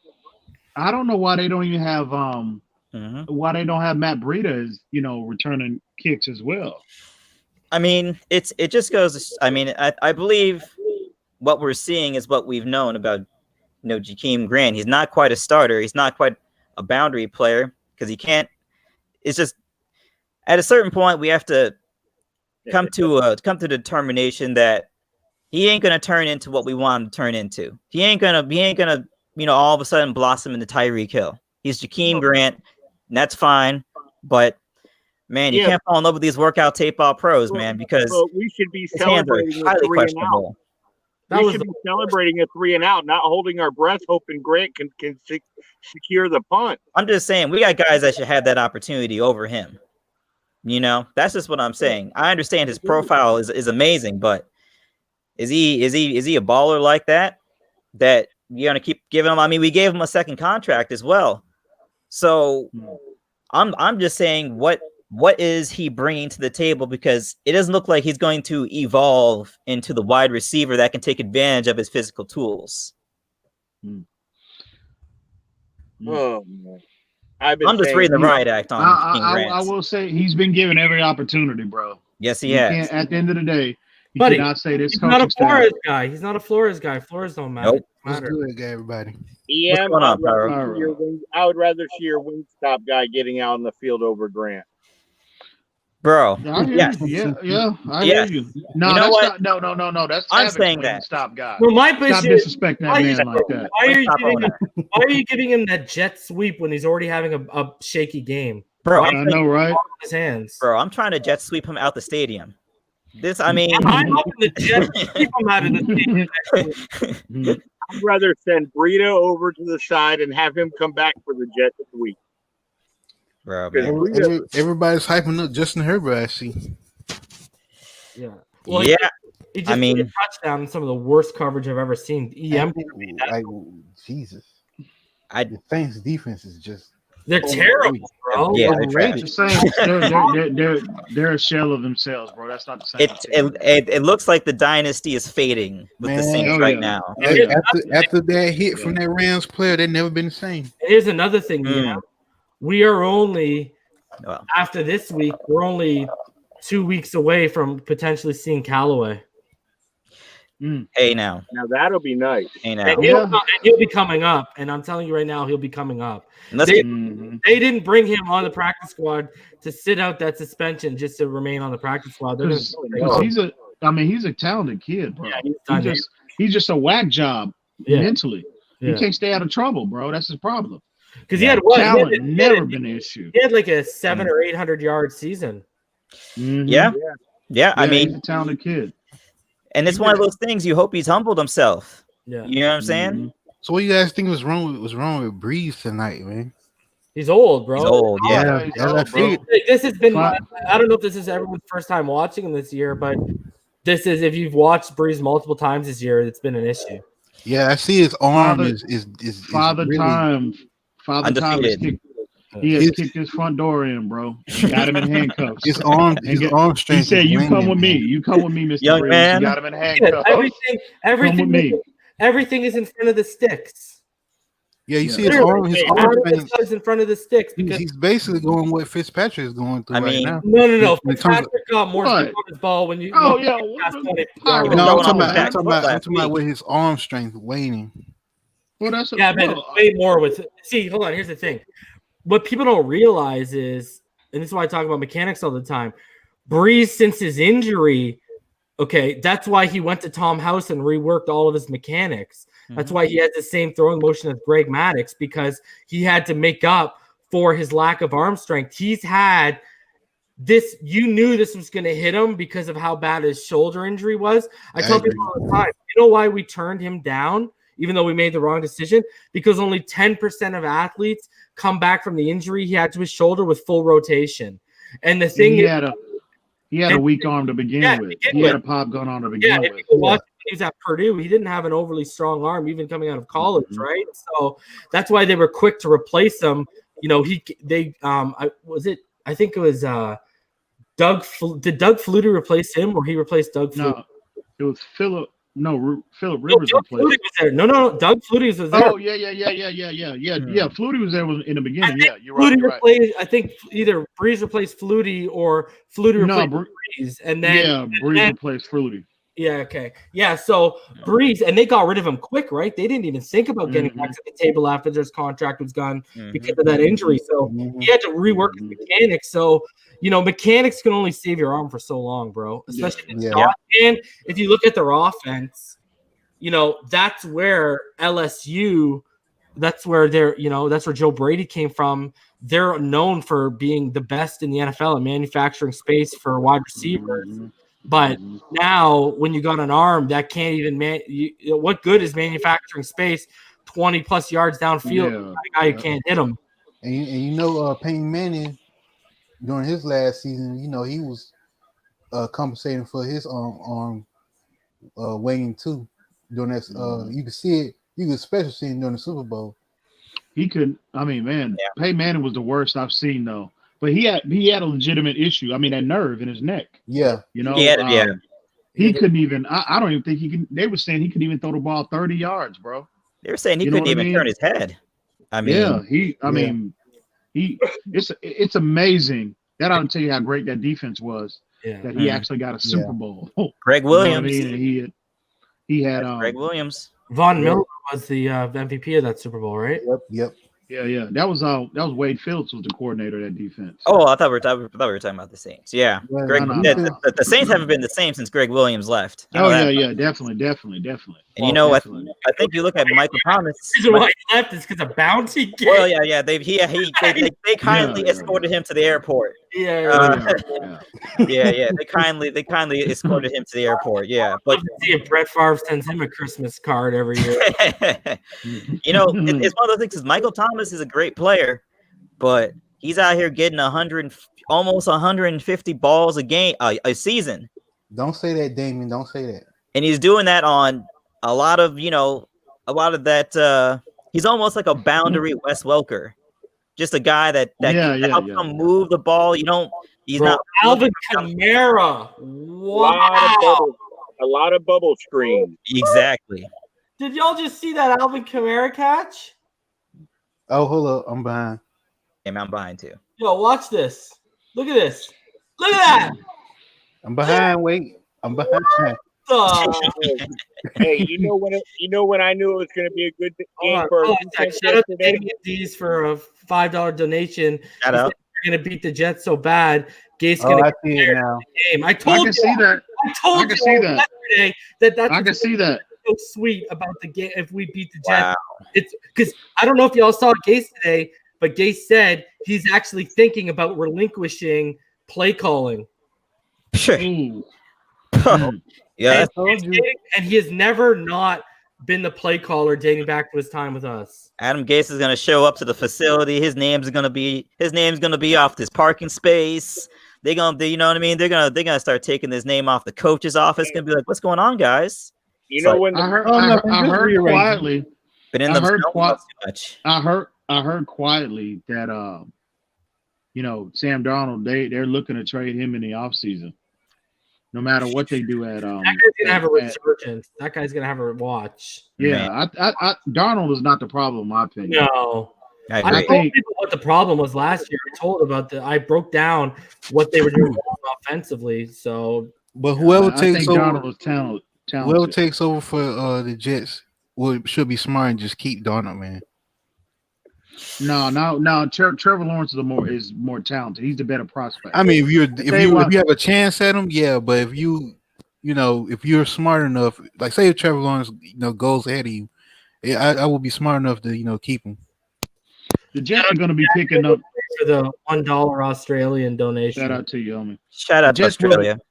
The Jets will be picking number 1 overall. So, even though I think Darnold is talented, Trevor Lawrence is the or the Giants or the Giants are going to be picking number 1. Taysom Hill had the game with 52 seconds left. Hey. I agree with you. See, I really liked you, Darnold coming out of USC. He had a bit of a turnover issue, but Trevor Lawrence is the cleaner prospect. I could even make the argument that Trey Lance and Justin Fields are cleaner prospects. Taysom Hill. Hey, you know what though? Our defense got gashed for some runs yesterday, but when it was important, like the 4th and 1 in the beginning, they played ball. Yeah, I still want to see better than I still want to see better than what they. Oh, I agree. Yesterday. But on that 4th and 1, that was basically the turning point. We got the ball back, good field position, went down and made it 14-0. Mm-hmm. Yeah. I mean, it was definitely the first time in most recent history I've seen the Dolphins dominate 4 quarters of football in one game. They didn't took they feet off the gas pedal. That's why I wanted. Yep. Don't take your feet off the gas pedal. And you know what? They stay with the game plan. Am I the only one who thinks Dwayne looks like Jay-Z in this picture? Am I like a reasonable doubt photo? Yeah, you know what I'm saying? Reasonable doubt all day, bro. Like you got the reasonable doubt cover photo. One of my favorite albums of all time, all day. Right? Oh, come on now. You know, shout out to you, homie. Reasonable Doubt's one of the top 10 albums, I think, in the history. I can't put it over Illmatic though. I just can't. Nope. I agree. And I live in Queens. That's dogma to say Illmatic ain't over Reasonable Doubt. And only Bill for Cuban Links top 5. You guys think this will be Drew Brees' last season? Also true. Oh, definitely. Yeah, definitely. I think that was talked about before they went into the season, right? Mm-hmm. Like, you guys. Why aren't we seeing more Jameis? Just mix him in there. I know, man. Taysom Hill's nothing more than a gadget guy. He's not an quality NFL starter. Jameis Winston, he's a turnover machine. We all know that. But Jameis Winston is as talented. He can deliver the football with the best of them. Mm-hmm. And he can do more than Taysom Hill with throwing the ball. Definitely. Oh, definitely. Oh, absolutely. That's a good question. You think Hill should play tight end? He probably does play tight end. He plays everything. He plays every Yeah, run he off. plays everything. Yeah, yeah. Joey says, how's Jordan Howard doing? We miss him in Philly. My friend, you might be able to have him back for a bag of football. A bag of flaming hot Cheetos. I'll take a bag of Cheetos right now, bro. Exactly. At this point, I'll take a fun size sneakers. For him. we'll just say he hasn't lived up to the legend of Kalen Ballage yet. let me ask you this, because Hopefully. let me ask you this. Do you think I Breeze and Rivers, I agree with you, Dwayne, but I don't know if it's Brady's last year, man. Because that offense, man, you give them they might not win it this year, but another year in that offense, and Brady is lighting it up. I mean, Brady is what, fourth in terms of QBR? And Tristan Wirfs is who Reason thought he was. Well, not.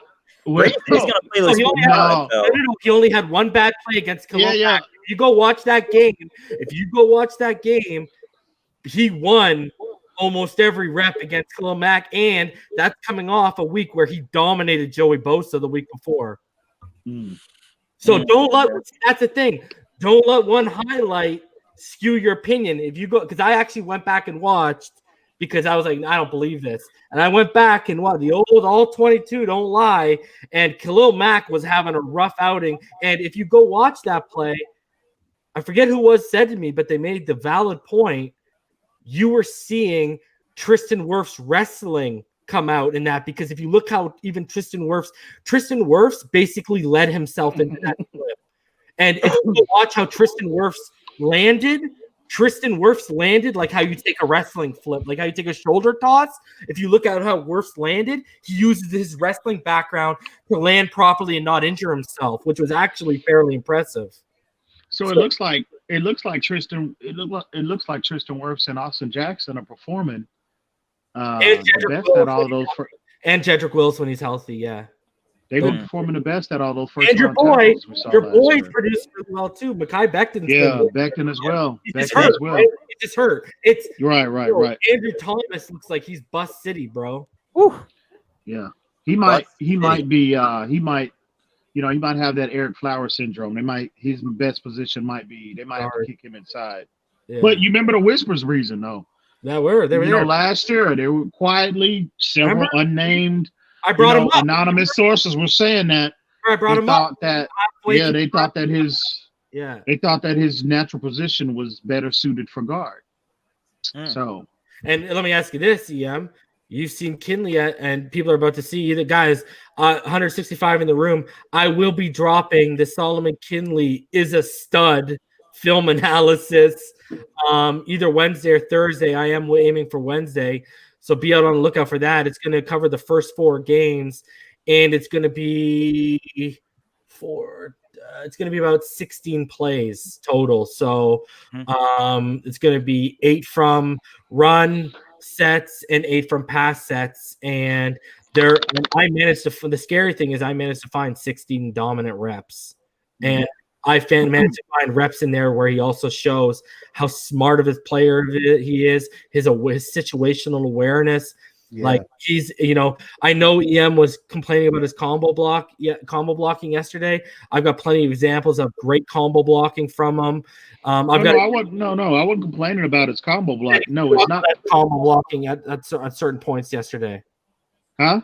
You said he struggled because of his athleticism with combo blocking at certain points. No, what I said was when he gets off the combo block is what I'm saying. Okay. Well, I got plenty that show fantastic combo blocking and getting off combo blocks. So it was only 2 reps anyway that I saw that.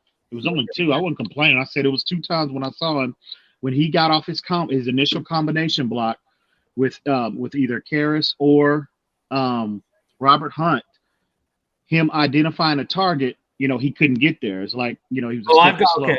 I've got examples of him actually doing that well. I've got examples of him pulling well, but there, like I told EM privately, there are examples, like I saw at least, where one play he'll pull and he'll look like a Pro Bowler. The next play he'll pull and he's got no explosiveness in the step and he doesn't get there fast enough. So, but the good has outweighed the bad. And one thing I will say, no doubt, this kid is getting better week by week.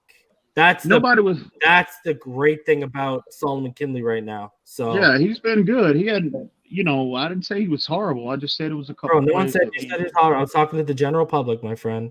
Okay, just want to make sure. I'm seeing, I guess Thomas is missing Kinley next to him. Yep.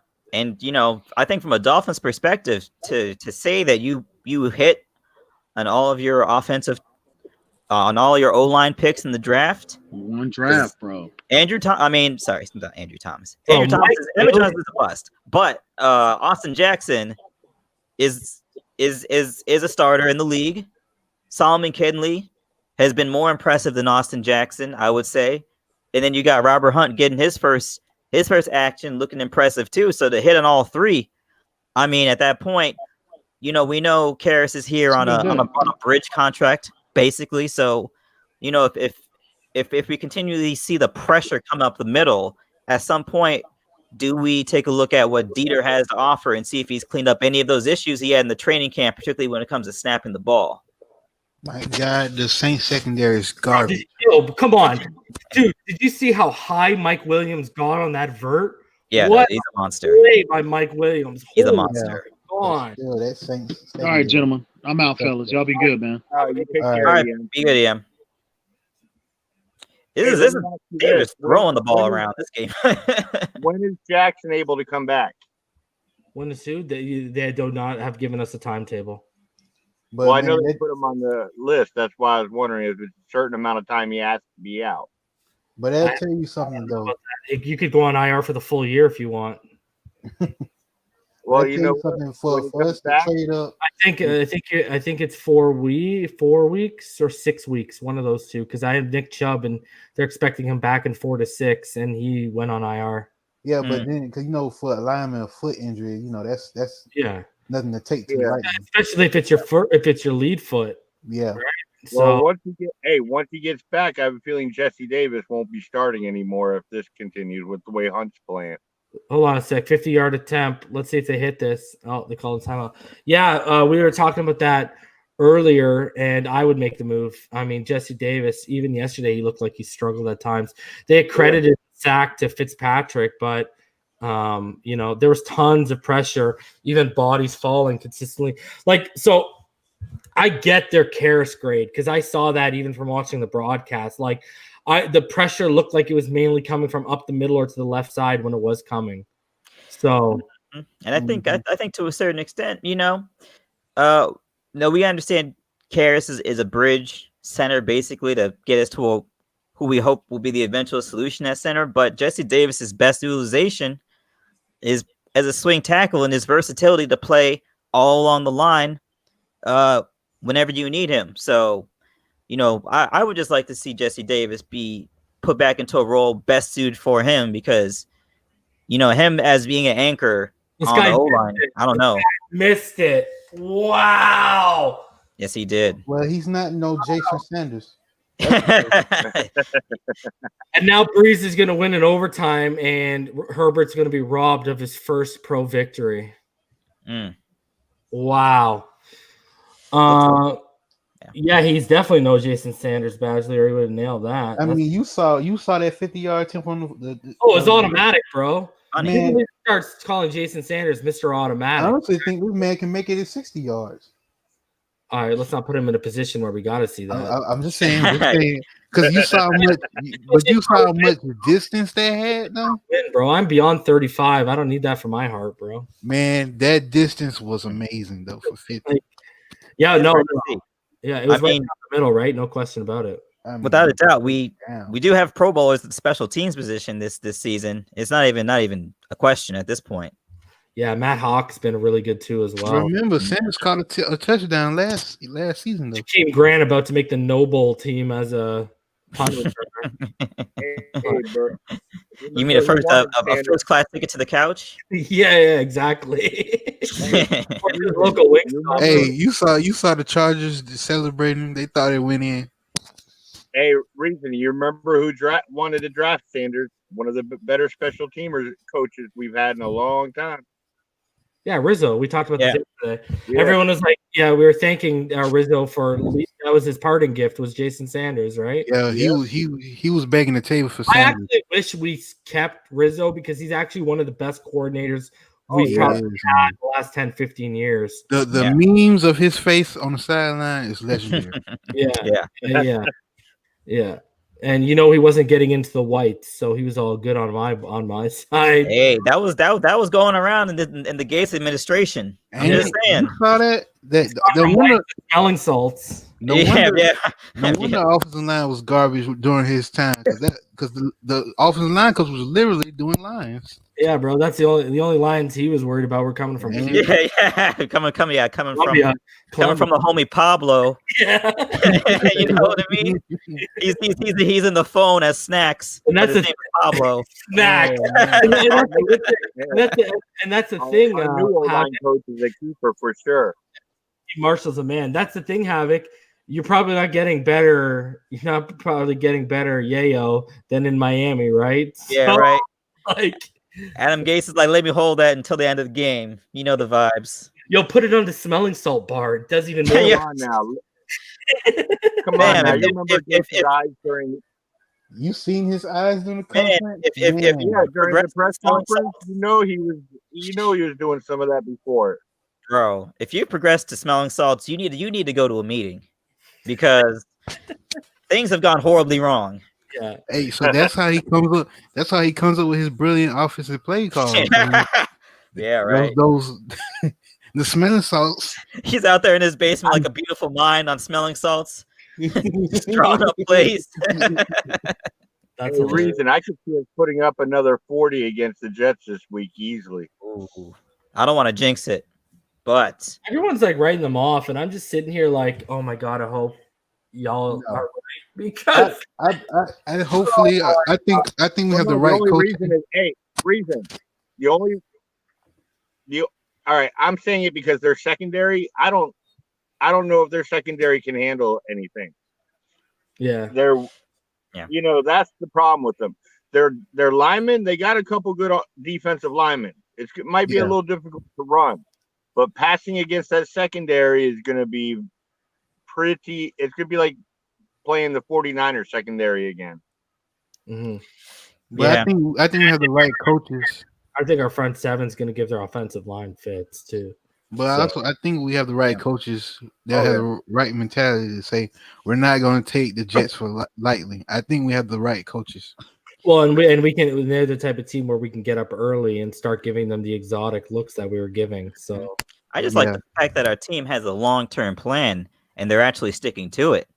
The first few games this season, clearly they were trying to figure out play calling wise what to do with this team, personnel package wise what to do with this team. They were trying to figure out not just the players, but also the play calling and what the identity of this team is. And I think with the 49ers, you're seeing something. They say, you know what, we can bottle up what we did and we can repackage this for the rest of the season. We can tweak it a little bit here and there based on the matchups, but for the rest of the season going forward, we know our identity is running the ball for the sake of running the ball. So just so the defense can't drop four back all day long. And Fitz, he's liable. He's out here trying to make plays. He'll throw it up sometimes. So as long as they keep that run balance going, man, and we keep up what we're doing with our pass rush, man, it's just the run defense, man. It's still suspect. Even in a win, it's still a bit suspect. So you got Fitz threw the ball 28 times, but we rushed it 33. That's a great bounce. Like that show, we didn't give up on the run even when we weren't getting 4, 5, 6 yards. And that's why I be saying run the ball. Don't abandon it. You be saying it when it works. I'm joking. Hey, I know you're joking. The 2 games we won this year, Fitz didn't get to 30 passes. That shows that we were running the ball. I would bet our win ratio when Fitz throws less than 30 passes is probably quite high. Well, and this is what I said. This is what I said that he shouldn't be throwing. The Jacksonville game was I said I want to see him throw 18 to 22 times a game, and I believe he threw 20 times that game. So yesterday he threw 28. So a little bit higher, but I can take that. Whereas last week against Seattle, he's throwing 45 times. My problem with him throwing 45 times against Seattle last week too is why is Gesicki only getting 4 of those targets? I'll keep banging it till it happens. Gesicki needs to be consistently getting 8 to 12 targets. Give me anywhere in between or give me 8. That's fine. But there's no excuse why he shouldn't. And if people want to argue with me in that, I will say go look at that fourth quarter against the Buffalo Bills. We were in that game because Gesicki and Fitzpatrick were going off. And then you saw what Gesicki said today. So the chemistry is clearly there. If Gesicki says, if I could play with him for 15 years, I would. Right? And Gesicki yesterday, 5 receptions for 91 yards. Imagine if he had 8 or 9 receptions. What are you giving me? 125, 140? And then go look at the Seattle game where he was open. Yeah, on 4 or 5 plays. Yeah, he was wide open.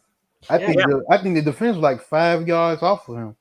I was like, with the Seattle play is I could tell way too many times Isaiah Ford looked like the first and sometimes only read he was going to make. Yeah, he was fortunate. Remember that play that kept being shown about? I guess they had it on with Gesicki going against Seattle when he broke free and went to turn up field. Same play he just ran against the Niners. He caught it and went 70 yards. Yeah. I mean, he's a matchup nightmare. In stride, gone. Yeah, he's a matchup nightmare on linebackers. I can't say he has a lack of motor, Gesicki, because I've been watching the All-22, and I'm telling you, this guy's got a motor in run block and pass blocking when they ask him to. This guy's opening lanes. And then, he's not, you saw him yesterday, and I think Pyro nailed it on. Yeah, he's not overly fast, but I think it comes down to his acceleration. He can over his shoulder, but there's guys who look over the shoulder and they can still run into the house. His thing is he can't afford to look over his shoulder because he doesn't have the acceleration. That's what his issue is. We're not, I think Gesicki, I'll tell you all this and I'll say it firmly. Gesicki, right now, you are seeing a guy who's transitioning into becoming possibly a top 5 tight end in the NFL right now. Yeah, I think the thing about Gesicki, your eyes, you're seeing right now this year, if you watch every rep, especially when they ask him to block, you're seeing a guy who wasn't lying to all y'all in the Zooms during preseason when he said him and Durham's. Listen, he told all of you guys, what did he say? He said, I was helping Durham Smythe with his route running ability and his catching ability. Durham Smythe was helping me in the run game and in the pass game with my blocking. Can we not sit here and say that Gesicki has looked way better as a run blocker and a pass blocker, and Durham Smythe has looked way more viable and deadly than he's ever looked as a pass catcher? They both have progressed since last season. It's undoubtable. So like the work ethic, man, that these two are putting in, like I would take Kyle Pitts. I would take Pat Freiermuth, who he's not playing this year. That's why no one's busting the nut over him. But I think he's more complete than Kyle Pitts. But, I would take one of those two. But at the same time, Durham Smythe, we ragged on him, me and him, about how his whole thing was how good of a blocker he was, right? And last year he struggled a lot of time when they had him inline blocking. This year it's a totally different story. He even looks like a better blocker. So, like we're getting production, and Shaheen scores a touchdown yesterday, brought him in for what they asked him to do, the fade, right? Like, so, I like the production we're getting from our tight ends, and I truly believe, I don't care if people want to lambast me for it, Gesicki, I can only sit here and name 4 guys better than Gesicki right now. I've said this. Darren Waller right now is my favorite tight end in football. Then I will go Kittle. Then I will go Kelsey. Then I'll give Ertz. But I'm telling you, Gesicki's closing in on Ertz, and I think he's going to pass Ertz. Hey, I can say what I've seen right now shows me more promise that long-term, Gesicki's going to be a better blocker long-term than Ertz is, because Ertz isn't a very good blocker. Dallas Goedert handles a lot of that stuff, and Dallas Goedert has also become a better route runner, a better catcher, and that's why he's been used more, and that's why Zach Ertz has lost snaps to him. But Gesicki's more, I think right now, from what I've seen in 4 games, because I haven't watched the All-22 of the 5th, Gesicki right now looks like he's going to be far more complete than Zach Ertz. Now, So, hey, reason. hold on, Todd. There's another thing you got to guys look into. Whenever Tua takes over, historically, tight ends are a rookie safety valve. If you can get him to turn that corner and become that top 4, that top 5 tight end, hands down, no debate, no discussion, that's only going to help Tua when he takes over the reins. Yeah. I mean, Gesicki has had the profile the whole time. I agree. No, Latrell, I have Fant in 2 fantasy leagues. I'm very high on Fant, but I think right now Gesicki's a better open field weapon than Noah Fant. But I'm a huge Noah Fant guy. When was the last time you seen Gesicki drop a pass? Yeah, it doesn't happen very often. I've seen Jakeem Grant drop a pass before Gesicki. I can't remember any. Well, I'm sure it's happened, but he's got pretty. No, I'm sure, but I can't remember. It's been a while. And you know the crazy thing is that people don't realize he can manipulate his body like a smaller receiver in air to make a catch. For a man that size, like Gesicki, let me tell y'all, a lot of people coming out of, and I wasn't one of them because I don't put these. I try to stay away from Super Bowl and All-Pro names when I'm comparing people. Some people I just can't, but a lot of people were comparing Gesicki to Gronkowski minus the blocking. That's basically what your comparison for him was coming out of Penn State. Yeah, it was. And I'll tell you right now, Pat Freiermuth is Gronkowski. Okay. But he just opted out. He just opted out, so his tape is last year. I love Kyle Pitts, but Kyle Pitts is not as good of a and I'm a Gators fan. Kyle Pitts is not as good of a blocker as Pat Freiermuth. Pat Freiermuth is a stud when it comes to blocking. But let's not underestimate Gesicki's catch radius, man, because that one-handed catch on that Buffalo game was just outstanding. Oh yeah, he's incredible, man. I love Mike Gesicki, bro. I would get a Mike Gesicki jersey.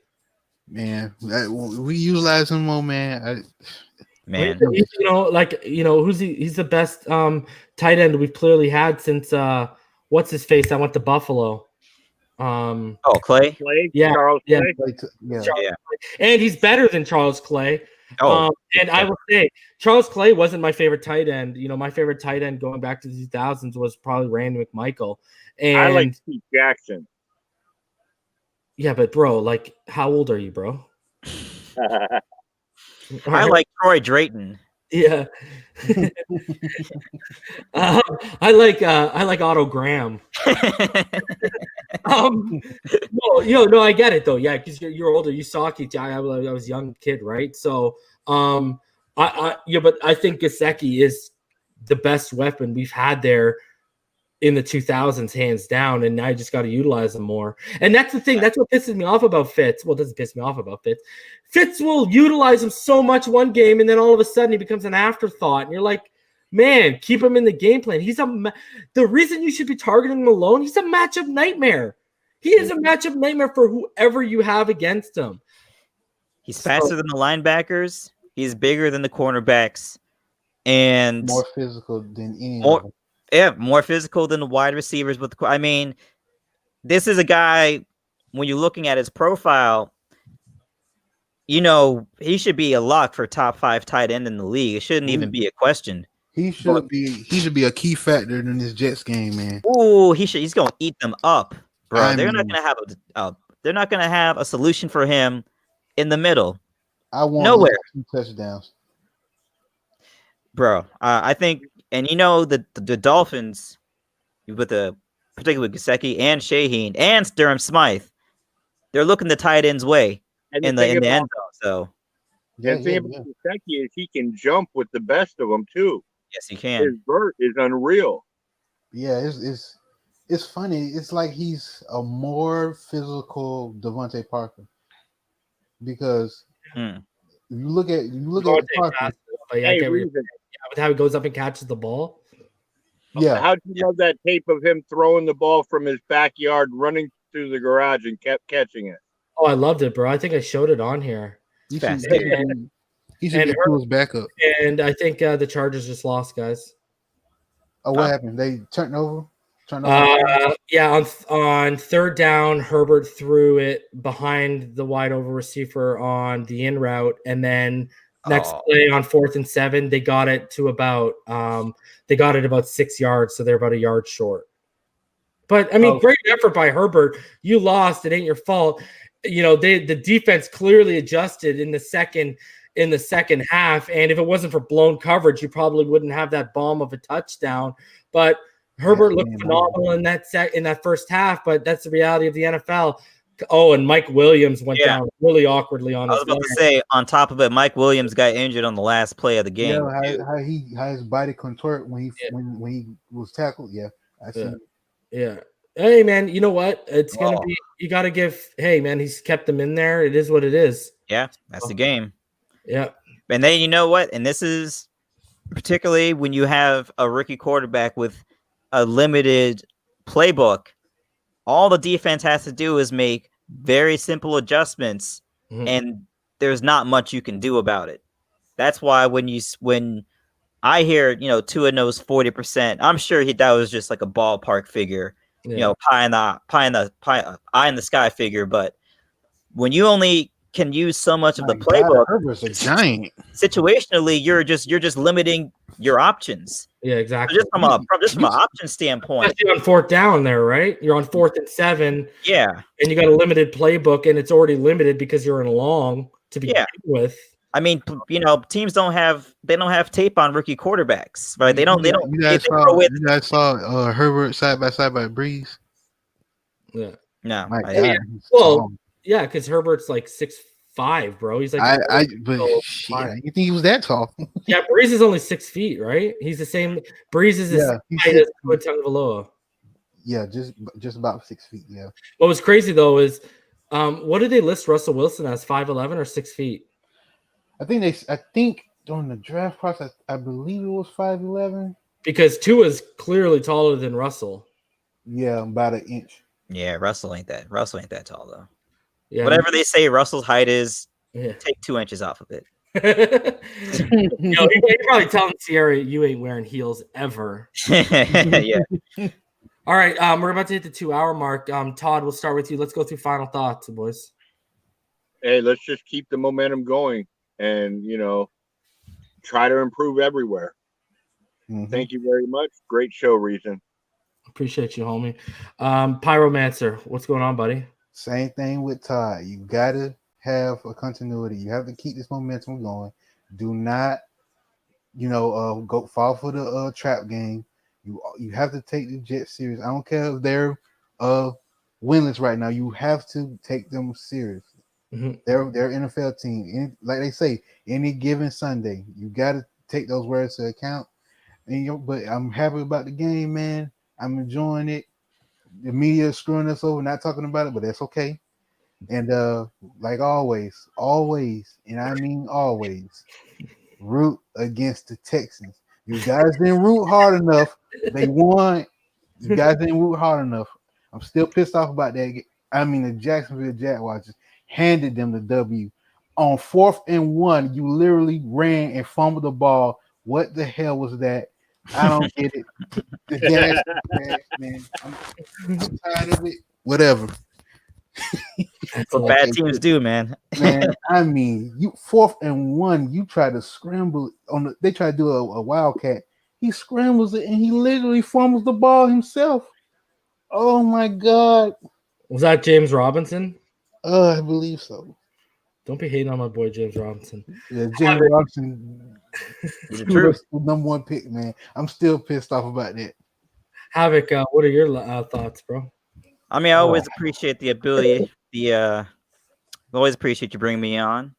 Shout out to Australia as always. I see Jazz Canoe in the building.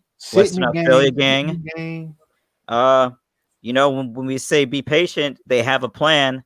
They're working the plan. This is what it looks like. This is what progress looks like. And if it doesn't come fast enough, I'm sorry, but progress is progress and it has its own time clock. And clearly we see the beginning of what progress looks like right now. So I agree. It's fins up all day, every day. All day, every day. Yo, Michael, Right. Don't even bring that. Don't bring that Wonderlick up here because Dan Marino had a worse Wonderlick score, and we all know how that turned out, brother. Oh man, don't. And I'll tell you this, Michael. Don't think for a second Burrow. I would say probably Burrow's probably at about 70-80%, and I would think Herbert's probably right around to it right now. They're working with a limited playbook. That playbook is not fully opened up. There's just absolutely no way right now. Yeah, you see the Saints really adjusted And they fourth in the overtime. They're not giving, they're not really like you see they're stacking guys to one side, trying to create space, giving them short routes to target. You know what I mean? But even when he challenges because of his bazooka, he made some good throws when he pushed the ball deep. And then I say that I said Flores is trying to make sure when Tua gets in that he hits the ground running and don't have to limit the playbook. Exactly. Yeah, I said that, but people were like, what do you mean? That means Tua's a bust then. I was like, oh, freak me. Well, because you saw what a guy who knew 100% of the playbook could do against San Fran on Sunday. That's why. Yes. So that's just where it is. But guys, I'll be back either Wednesday or Thursday. Hopefully, I'm looking for Wednesday, and I'll be dropping the Solomon Kinley film analysis for y'all. So be out on the lookout for that. And then we'll be doing the post-game show on Friday, and then I'll be back on Sunday for the live reaction. Y'all already know what time it is, guys. And then the next week after that, I got a special college video in the works for all of y'all in regards to prospects in the work. Yeah, let's get it. So that'll be coming after that. All right, boys? Other than that, it's Fins Up all day, every day, and we'll see y'all on the other side. And, guys, Thursday, Spotify, iTunes, wherever your podcast you listen to, Episode 3 of The Finish Line with your boy, Richmond Webb, and Mr. Ballgame will be out. So be on the lookout for that. All right, guys?